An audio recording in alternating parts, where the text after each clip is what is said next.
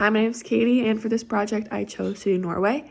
This is actually because I'm part Norwegian, so I thought it'd be interesting to kind of do some research on how the country works and operates. So, how does negotiation work in Norway? Well, Norway is mainly based off of respectfulness, and they always look to kind of find a solution that will benefit both parties, not just one. They also look to have kind of long-term partnerships instead of short-term gains. They also look for people that have like very direct communication, someone that knows what they want, but they kind of say it in a respectful manner. But in Norway, with negotiation, you should never kind of act like you run the place. It's very not hierarchy oriented. It's more everyone's equal there. So if you come into a place being very like strict and very vocal in a rude way, you will come off as someone who feels like they run the place, which is not wanted there at all. And then also be not prepared. It just shows that you're unprofessional, and Norwegians want people that like know what they want, but once again in a very respectful manner. Right, and now language in Norway, they do speak Norwegian. That's like their main language there, but they also do speak Bokmål and Nynorsk. I don't know how to say them, but they do speak other languages, and they also do speak English there. It's one of the like the second big like most spoken thing there. But then also Norway, it's very important to have kind of like a silent language where eye contact is very important because it shows that you're very like invested, engaged, and you're very being respectful, which is what you want. You also, physical space is very important because people like you have to know people's personal boundaries. You can't just like go hug someone randomly, like that's very frowned upon there. And then silence is also a very good thing because it shows Norwegians that you're actually thinking of a good response and not just kind of speaking to fill the air.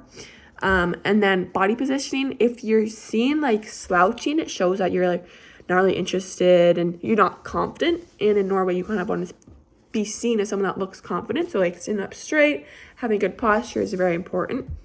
But yeah, once again, things that are very frowned upon there is not making eye contact because it shows disrespect, slouching, kind of things that kind of are frowned upon in Canada as well. Yeah. Okay, and then forms of greeting. So a handshake is kind of your go-to when you're in a more professional setting.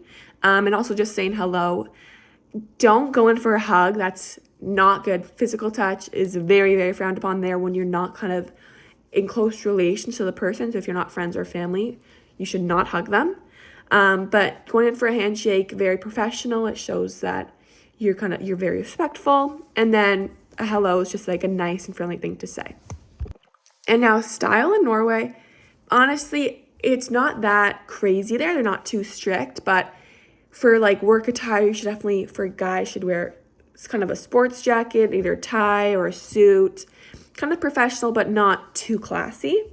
And then for women, wear dress pants, a suit, kind of anything like that. And it is frowned upon to wear like very revealing clothes, especially in a work environment, but they aren't too strict there. All right, and then business protocol. So buying a gift, you can, but you usually don't do it in Norway.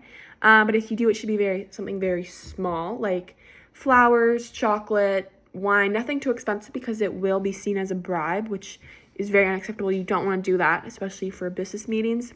But you should also never buy a white bouquet of flowers if you're meeting someone for the first time for business or just meeting someone to hang out, because you only get those when it is a funeral.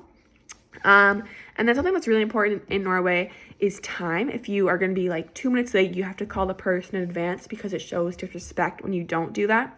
Being punctual is very important because if you're late, it's kind of, you get the sense that your time is more valuable than the other person's, which is very frowned upon. You don't want to be seen like that. And then scheduling meetings. So business lunch is to only talk about business, nothing like that. But then if you go out for dinner for business, that's more where you can talk, kind of socialize, and then also on top of that have a little bit of business involved in there. But dinner is mainly for socializing, and then lunch is for getting actual work done. And now business entertaining. So once again, you can take them out for lunch, take them out for dinner, but you just need to make sure to be very respectful, be on time. And also, if I'm the one asking you out for dinner, I have to be the one that offers to pay. The guest could decline, but just putting that out there kind of once again shows respect, which is a very big thing in Norway. And also a very big thing in Norway is a toast. So a toast, it can be very small. When you do it, just make sure to raise your glass and make eye contact with every person. And then when you hit the glasses, you say skull. Very big thing in Norway, so just doing that is a very good idea. Things that are frowned upon is, once again, being late just shows that you're not really interested. It's very disrespectful, shows that you're not organized.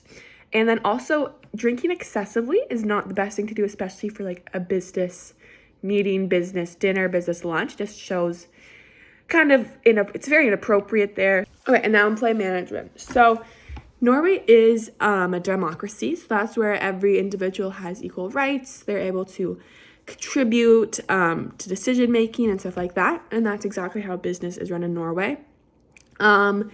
So the bond between an employee and a manager is very collaborative. Everyone works together. Very respectful area of work. And things that are unacceptable in Norway is when someone acts as if they're in charge of everything and everyone's working for them. Very frowned upon. It's not how they work there. It's not how they roll.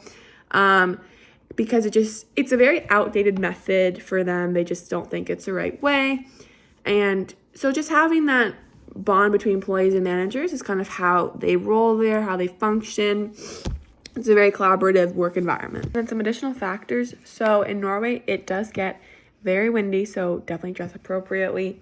They do serve any seafood dishes, and tipping is not ever expected because the service fee is usually incorporated in the bill. So if you do ever travel and leave a tip, I am sure they'll be very thankful for you. And then they also have a very efficient public transportation, so like buses, trains, things like that. Things that are unacceptable in Norway is disrespecting the environment, so littering, stuff like that.